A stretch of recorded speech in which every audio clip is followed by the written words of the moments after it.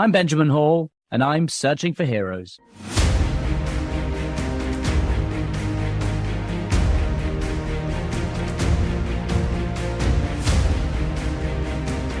Well, thank you for joining us, everybody. We've got a very special guest today, someone who has gone through things which I myself can relate to. Her name is Beth Payne, and she used to work in the State Department.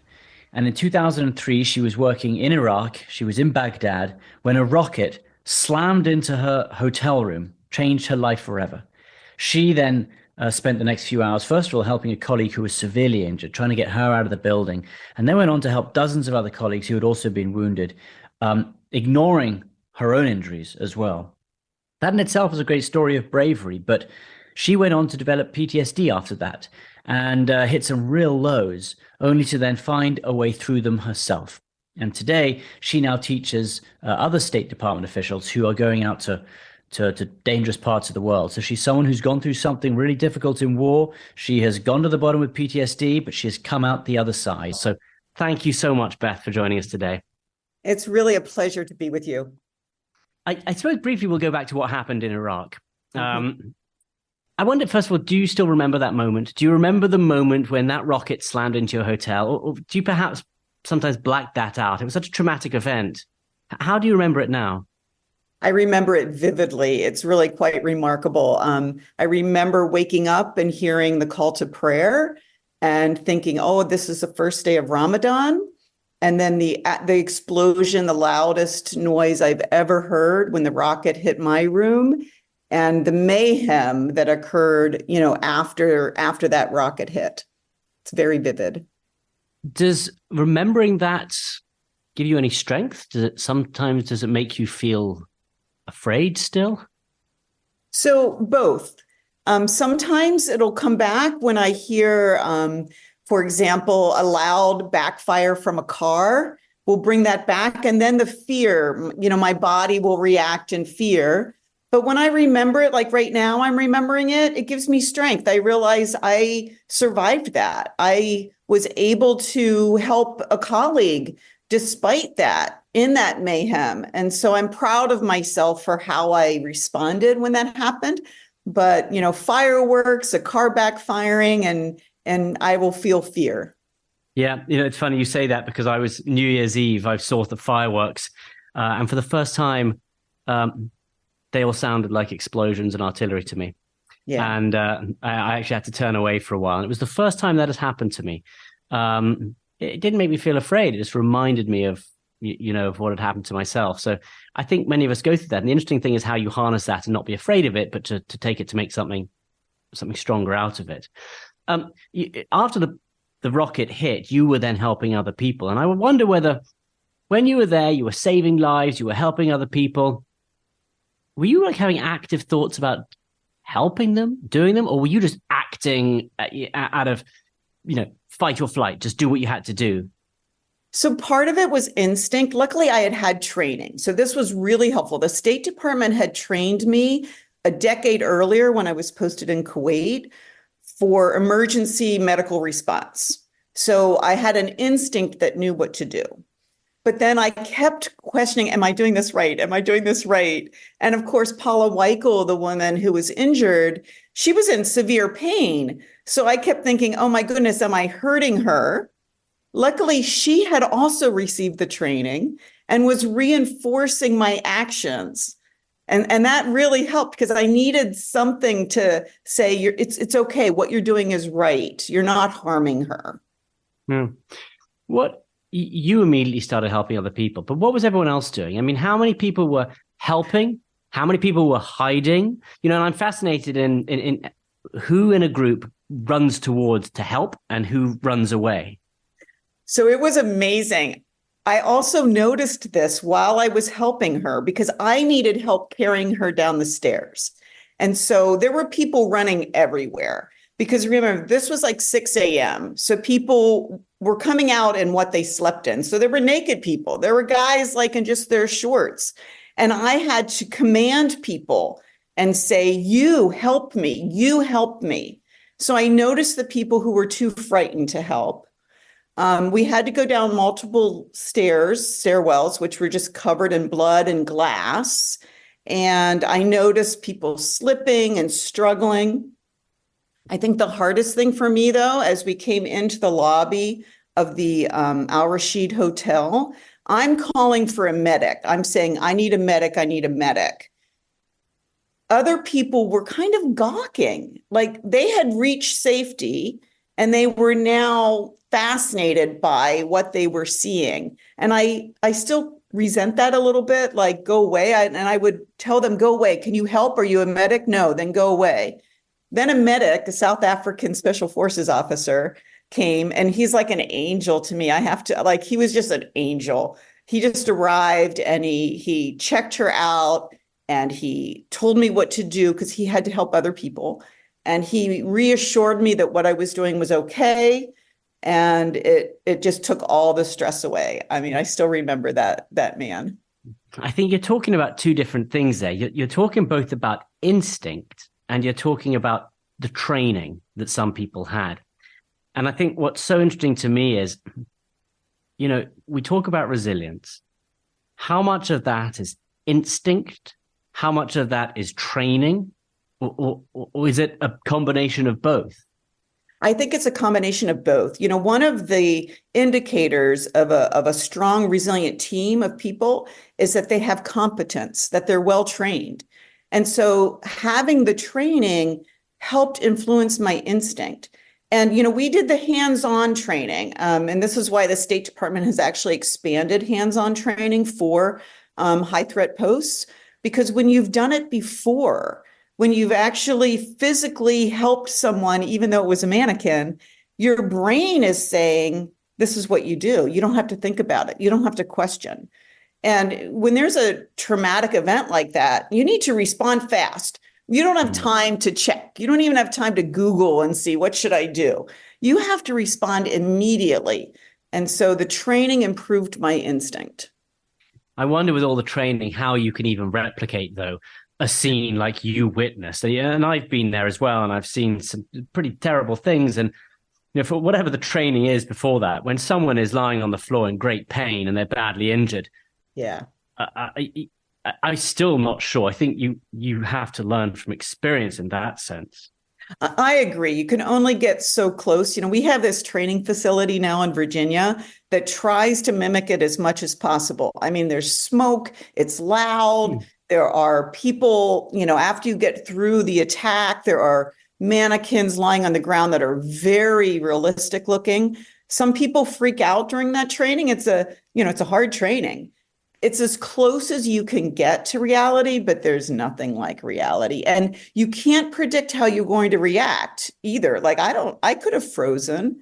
I could have not helped. I don't know what in me made me turn back and help her when I heard her yell. Like, I don't know why, because I was on my way to the stairwell and I heard her calling for help.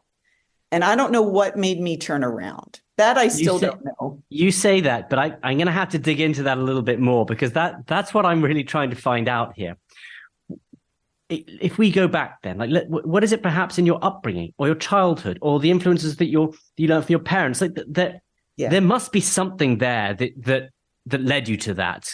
Have a think about that again, what you think it might have been. And I know, I was raised by parents that taught us to help other people.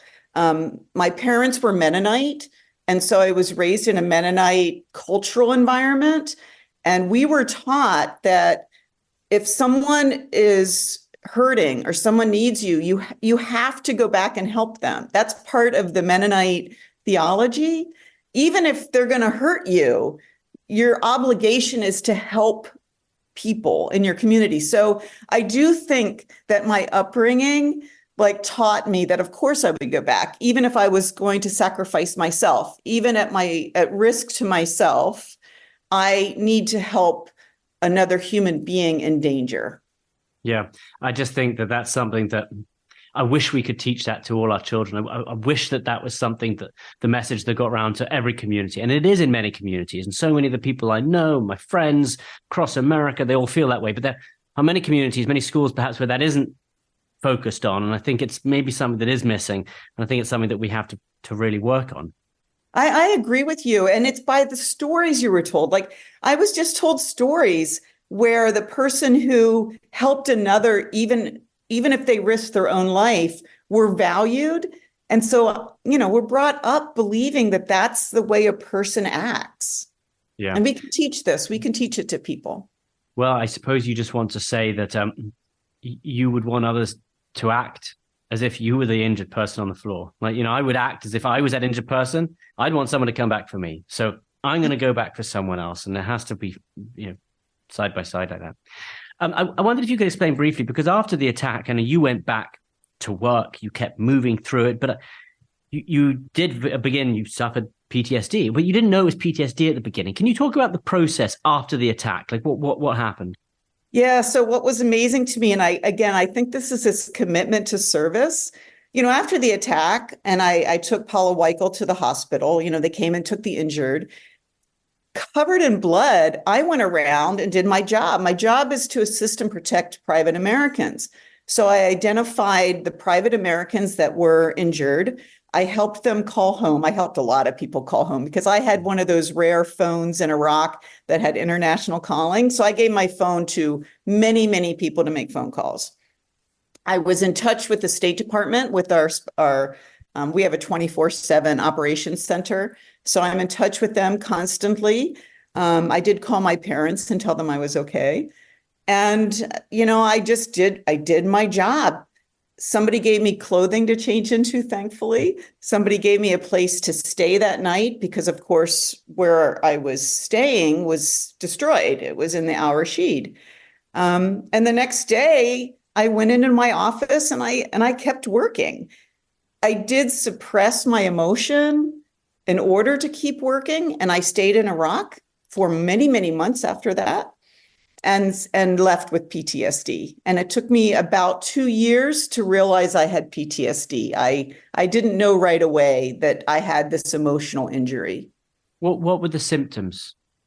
So I was very non-emotional. I had no emotion because, again, to stay in Iraq and do my job, I had to suppress my emotions. I was very quick to anger. I was irritable. I didn't make friends. Like everybody is used to me. Like when I go overseas to a new post, I make so many friends and I hang out with locals and I love the culture. I didn't do that in Senegal. I didn't make the friendships that I normally used to make. Senegal is where you went after Iraq. You were posted to Senegal. Yeah, I was posted to Senegal. And my energy, like I would come home from work exhausted because it took all my energy to get through the workday. So I had no energy left for time outside of work. And, I initially thought, well, this will pass, but I noticed I was getting worse over time instead of better, and realized like something was very wrong. And initially, the State Department were a little shy about going to see mental health professionals. So I went to Canyon Ranch first, as it's a high-end spa with a lot of mental health care that's not really mental health care. And that's where someone said, I think you have PTSD. I really recommend you see a professional. And then I did. I went to a therapist and they diagnosed it. Did someone, soon after this happened, did someone from the State Department sort of talk to you or say, you've gone through something difficult, let's discuss it? Was any of that happening? So no, because I was one of the first. So putting that in case in time, in 2003, we were not sending very many people into war zones for very long. I was actually the first person assigned to Iraq for a 1-year period of time. And so State Department wasn't quite ready for this yet. People did talk to me when I came back about what I learned. And, I was given an award for heroism and people were like, you're great. Ironically, I didn't see myself as a hero. I didn't need all that recognition. I just wanted to move on. And so initially they weren't doing out briefs, which they do now. I mean, a couple years later, lessons learned, I came out with PTSD. I started talking about it at the State Department. We realized we needed to talk to people as they came out. and we implemented a high stress, high threat assignment outbrief program. But when I came out, it was still so new they weren't ready for it. Yeah. More of our conversation right after this. I wonder when you found out, when someone diagnosed you with PTSD, was that, was that diagnosis something that you made you understand, right? I know what's wrong. Now I know I can go fix it. Was it in some sense a relief to know that you could identify that because it set you on a path to getting better? Absolutely. Absolutely a relief. It was like, oh, now I know what's going on. And honestly, cognitive behavioral therapy is wonderful. I mean, I recovered pretty fast. And so the techniques that my therapist taught me had an immediate positive impact. And those symptoms diminished dramatically. And that's what sparked me to think, wow, I spent 2 years struggling with these symptoms. For other people, they shouldn't have to spend 2 years. Like, we should talk about this. And that's when I went public and actually wrote an article in our Foreign Service Journal about my experiences and about my PTSD, and wanted to say, hey, everybody, don't be shy. Talk about it. Go get help. You don't need to suffer in silence. How did your therapist help you? What were you said it happened quite quickly. So how did that help? It was amazing because she talked about how when I had to turn around and risk my life to help Paula, the child in me went away. Like, I suppressed that vulnerability and I never got it back.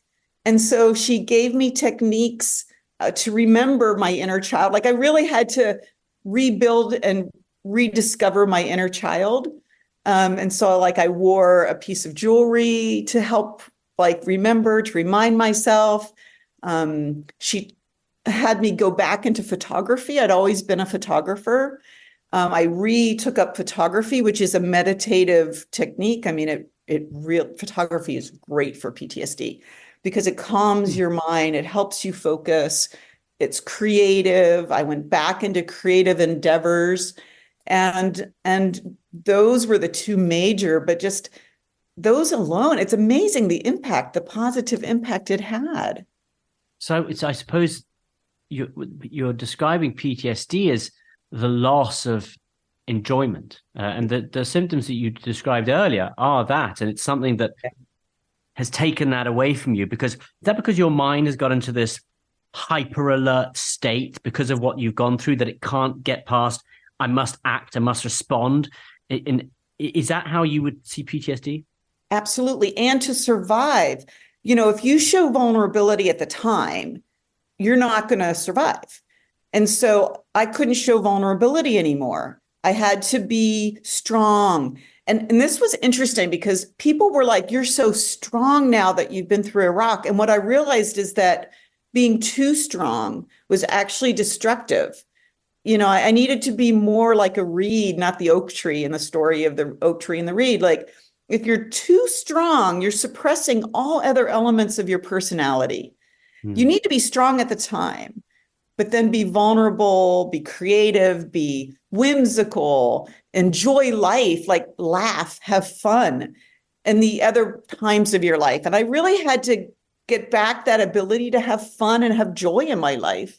Yeah, it's amazing you say that, because I felt exactly the same. And you wrote something I read which said, I discovered a body of research on resilience, which is a state of being that changes continuously based on our surroundings, stress levels, and effective use of resilience skills and tools. I've always thought that resilience, I used to think resilience is something you had or you didn't have, and you got it or you don't. And I like how you talk about this. You say it must change. It does change. And you have to learn how to handle that change. And I think when I was going through my own injuries, I was always able to know when you had to be strong rather than when you didn't have to be strong. And rather than keeping my mind 24/7 in this, we've got to do the right thing, we've got to be strong, mustn't look away, I suppose I was always able to learn when I needed to be strong and then turn that off when you didn't need to be strong. And it's learning how to do both that allows you to stay sane, perhaps. Absolutely. It's it's a remarkable thing, PTSD. I've spoken to many people who have had it, and what I'm interested in as well is that it's not just mental. They're Yeah. physical. You said earlier that you got very, very tired. Yeah. And I'm still fascinated as how those two things work together. I mean, we would assume it's mental, but you would say it's both physical and mental? Absolutely. And I also got sick all the time.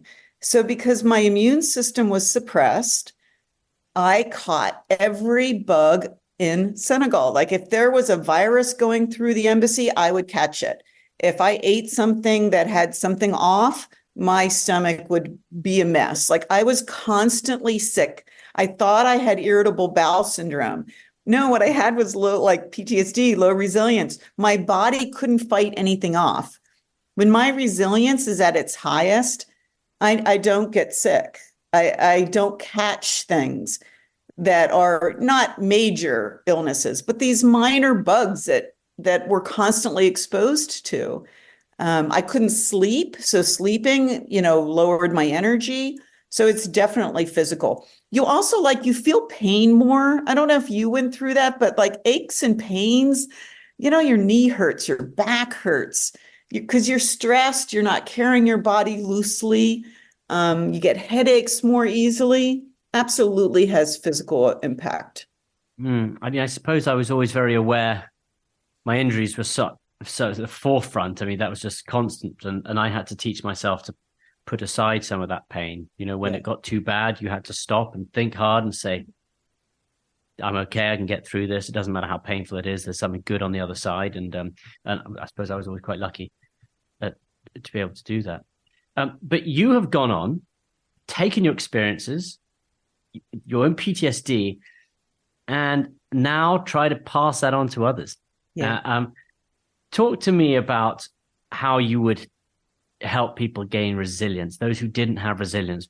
How is that happening?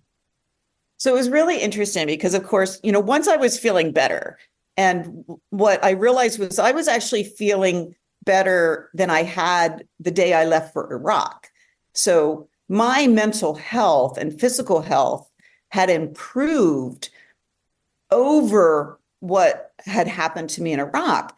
And I realized that, I had been through other minor traumas for the first decade of my career that was just very slowly eroding my resilience.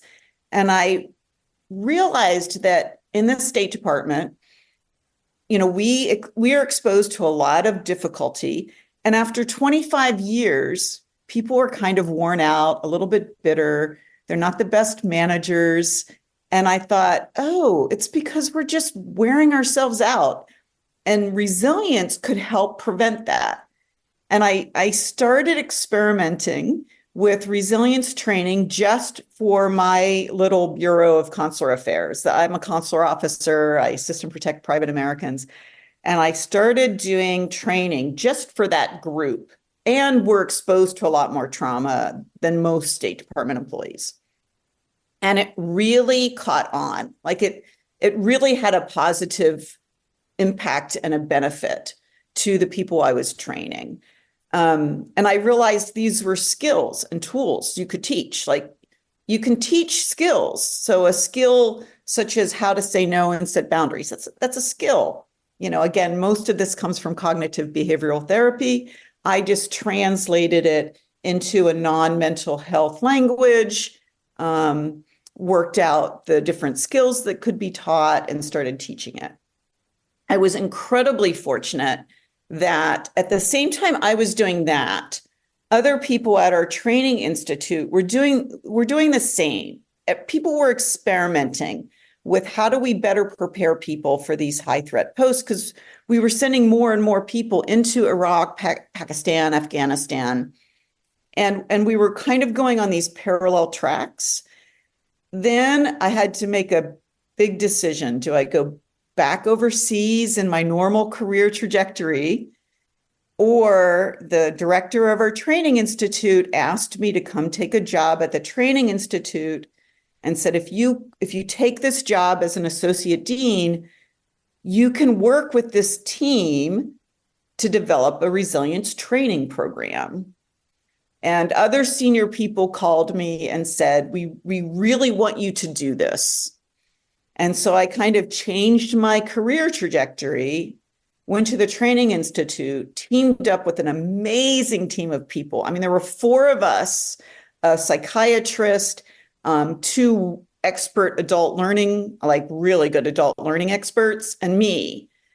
And we spent a couple of years researching, meeting with military personnel, meeting with, experts in resilience, and developed a resilience training curriculum for the State Department. I suppose you talk about teaching resilience, and I want to come back to that idea again that is it resilience you're teaching, or are you just teaching, the methods in which you can get through something difficult? Like is resilience something that you have inside you, or are you teaching resilience, or are you teaching a system by which you can deal with difficult things? I'm teaching skills and tools that will help you improve your personal resilience. So I look at it as a scale. Like you're in green, you're highly resilient, you're adaptable, you're flexible. If trauma happens, you're more likely to manage it well and bounce back fully from it. When you're in the yellow, you're struggling. Like you're not solving problems as easily. You might get irritable. You might be getting sick. You're in this state of like, just things aren't as easy in life as they should be. The red is when you probably need a mental health professional to help you. So I always say, I don't go into the red. That's a mental health professional. But I can help you go from yellow to green. And I'm going to teach you tools and skills that when you practice these and you get good at them and you incorporate them into the way you live your life, you're more likely to stay in the green. You're going to recognize when you're in the yellow, and you're going to get back to green as quickly as possible. So whether or not I'm actually teaching resilience probably isn't relevant to me. It's like I'm teaching you tools and skills that will help you be resilient. Yeah. Sometimes I wonder that there is a line where, mental health therapists helping people who have PTSD, amazing. But then there is perhaps the other side where there are so many people, who sit in New York who decide they need to speak to a therapist because the weather wasn't nice that day, or that's a really over the top example. But, it's an interesting, and we're talking about some of the serious things, going abroad to war zones and dealing with high pressure scenarios. And I'm so wary of saying we shouldn't become a society where everything can just be talked about in terms of a graph. And I don't know where you think that line should be. And I think that's why I came up with these colors, because, yellow is just, things aren't going as well as they'd like to go. And you know what? I can help you get out of the yellow. A career coach can help you get out, a life coach. You don't need a mental health professional when you're in the yellow. We also don't have enough mental health professionals. So we need to save that incredible asset for people who have mental illness, that have a diagnosed mental illness. And we also need to give people permission to go get that help when they need it. But man, if you're just, if things aren't going well for you right now, hey, let's talk about some things you can do that might kind of get you into a better space. You don't always have to go to someone to help you with that. You can do it yourself. And also, team resilience. I really got into resilience leadership and team resilience. That has nothing to do with mental health. That's how a leader creates an environment where people perform well under stress.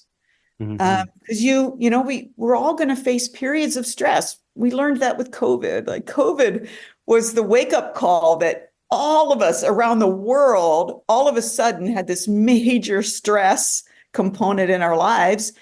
And if I'm resilient, I'm going to manage that well. I'm going to get through that well and not need to seek mental health care. If you need mental health care, please go get it. But not everybody needs it. Yeah. It's an interesting that for a while you focused on the State Department and teaching people there who are going abroad. And I wonder what you could tell me about, say there's an ambassador who's he's been sent to, small country in Africa, perhaps. Do you're not just teaching him how to be strong, you're teaching him how to adapt to a totally new environment, new culture. I mean, how do you approach that? How do you teach someone traveling around the world who's going to go live in a totally different environment, which, by the way, is much the same as a soldier would do, for example, if suddenly he was being sent, or he or she was being sent to the other side of the world, what would you tell them? How do you start with that?